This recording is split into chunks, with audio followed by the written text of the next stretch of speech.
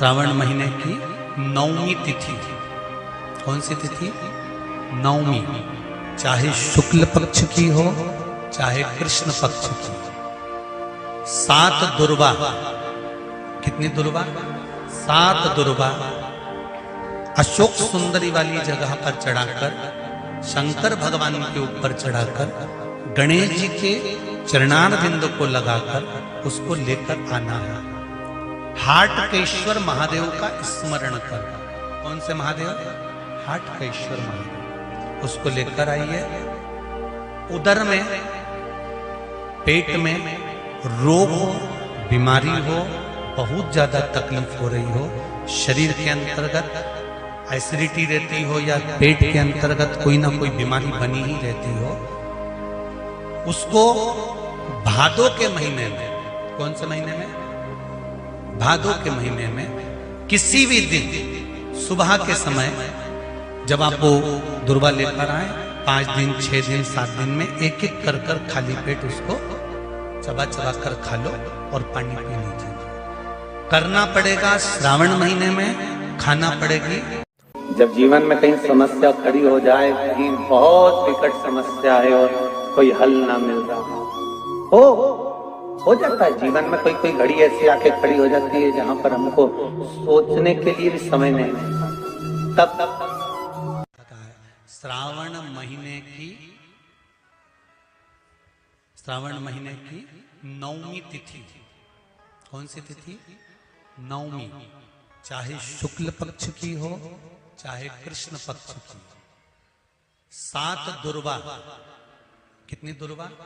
7 दुर्वा अशोक सुंदरी वाली जगह पर चढ़ाकर, शंकर भगवान के ऊपर चढ़ाकर, गणेश जी के चरणारविंद को लगाकर उसको लेकर आना है। हाटकेश्वर महादेव का स्मरण कर। कौन से महादेव? हाटकेश्वर महादेव। उसको लेकर आइए। उदर में, पेट में रोग हो, बीमारी हो, बहुत ज्यादा तकलीफ हो रही हो, शरीर के अंतर्गत एसिडिटी रहती हो या पेट के अंतर्गत कोई ना कोई बीमारी बनी ही रहती हो, उसको भादों के महीने में, कौन से महीने में?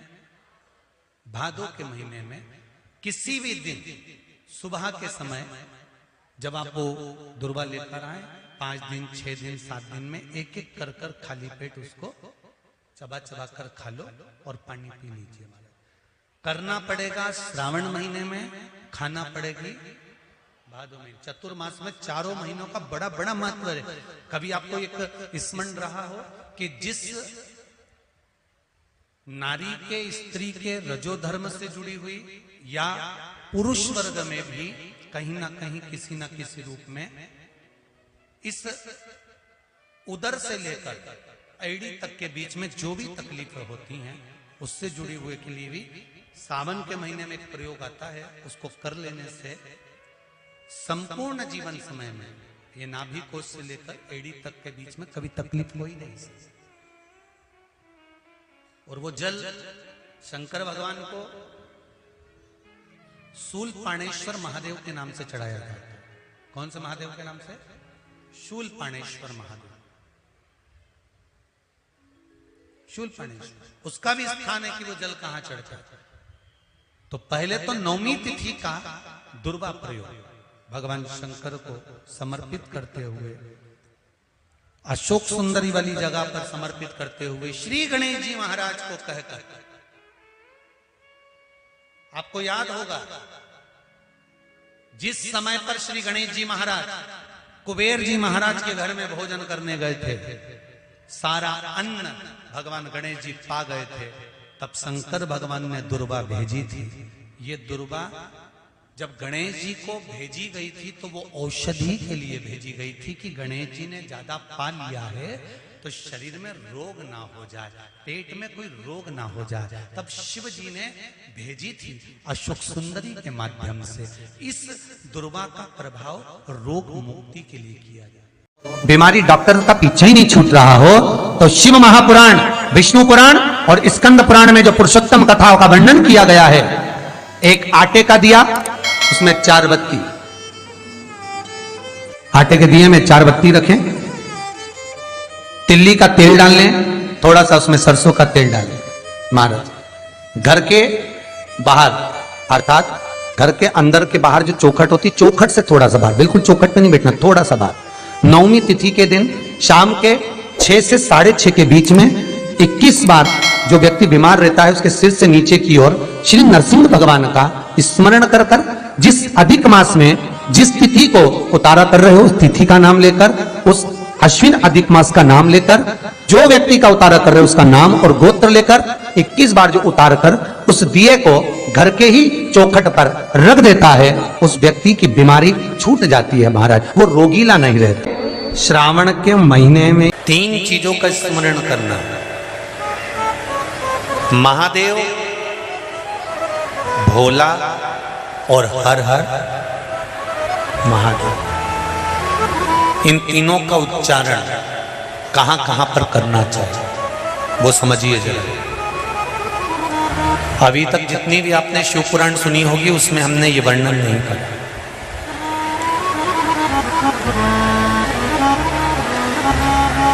चाहे तो आप पुरानी शिव पुराण यूट्यूब पे डली हुई आप निकाल कर सुनना, उसमें हमने ये वर्णन नहीं करा। पर श्रावण महीने की शिवरात्रि शिव महापुराण की कथा यहाँ चल रही है, उसमें 3 चीजों का वर्णन बड़ा विशेष आया है। महादेव, जम के बोलो पहले, महादेव। दूसरा नंबर पर है भोला, जिसको कहते भोला शंकर। तीसरे नंबर पर है हर हर। इन 3 उच्चारण को व्यक्ति को, वैसे तो आप कभी भी महादेव बोलो, हर हर महादेव बोलो, भोला शंकर बोलो, मना नहीं है, पर इन 3 उच्चारणों को कहीं कहीं बहुत जरूरी में ले लेना चाहिए। पहला,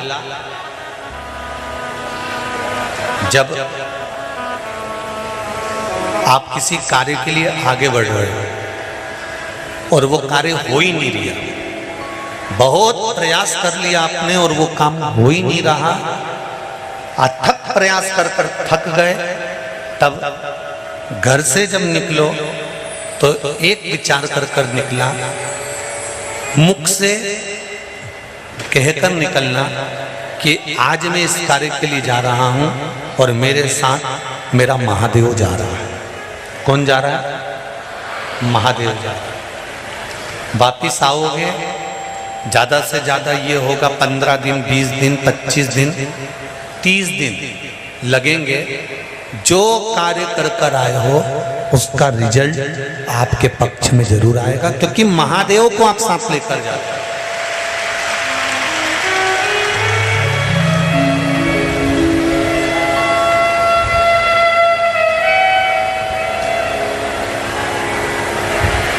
अगर हमने किसी की निंदा कर दी है, हमने किसी की निंदा श्रवण कर ली, हमारे मुख से हमने अपशब्द कह दिया, हमारे मुख से हमने किसी को ताना दे दिया, हमारे मुख से हमने किसी को गाली दे दिया, हमारे मुख से हमने किसी को आड़ा टेढ़ा बोल दिया, तो दिन भर में कम से कम 3 बार या तो गंगा जी का स्मरण कर लेना चाहिए, हर हर गंगे, या फिर नर्मदे, कम से कम 3 बार या तो गंगा जी का स्मरण कर लेना चाहिए, हर हर गंगे, या फिर नर्मदे, हर, और अगर ये भी नहीं कर सकते तो हर हर महादेव। 3 बार मात्र स्मरण कर लेने से जीव के मस्तक का जो पाप है वो क्षीण होने लगता है, समाप्त। तीसरे नंबर पर है भोले शंकर।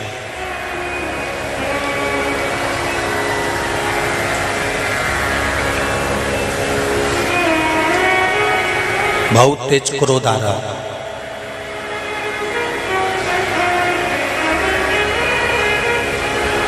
दो निर्णय पर आप बैठे हुए हो।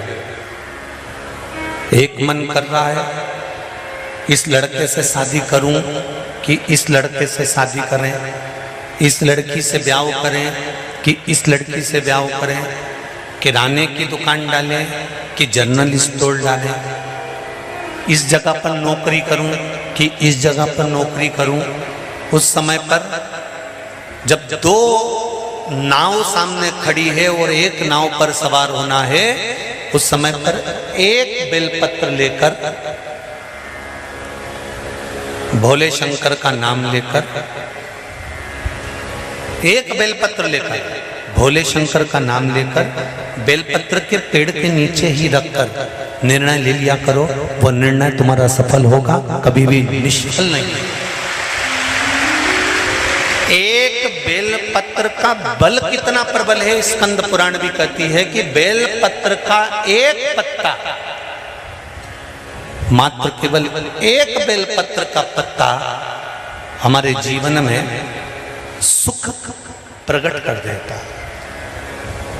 कोई उपाय बताया कि तू ये कर ले, और उसने वो करा और उसका काम हो गया, और तुम वो उपाय 4 बार कर चुकी तो तुम्हारा काम नहीं हुआ। कभी कभी होता है ऐसा, ऐसा नहीं है कि नहीं होता। उसका कारण क्या होता है? मन में विश्वास की जागरूकता,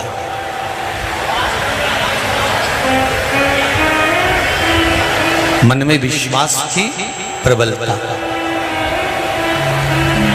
जिसको आपने बताया उसने आपकी वाणी पर विश्वास कर लिया, और विश्वास करने के बाद उसने वो उपाय कर लिया। पर हो सकता है हम मंदिर जा रहे हों, हम देवालय जा रहे हों, हम नर्मदा जी के घाट जा रहे हों, हम प्रयागराज जा रहे हों, हम भगवान के मंदिर पहुंच रहे हों, उसके बाद भी हमारे भीतर इतना विश्वास जागृत नहीं हुआ।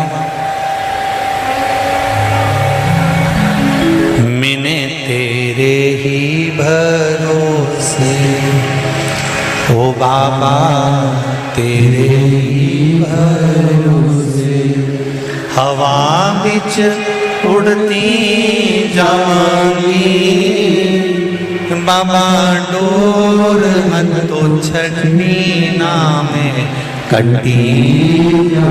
पार्लर से आए और पानी गिर जाए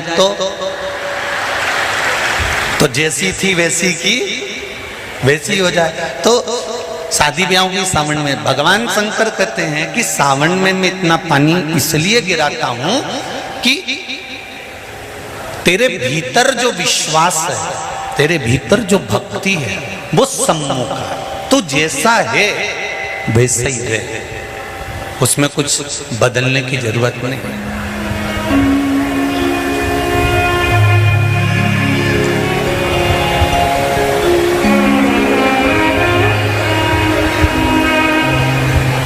हम बहुत सारा चंदन लगा लें, माला वाला पहन लें,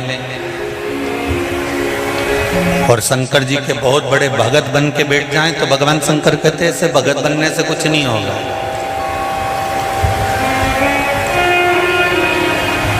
शंकर भगवान की कथा कहती है,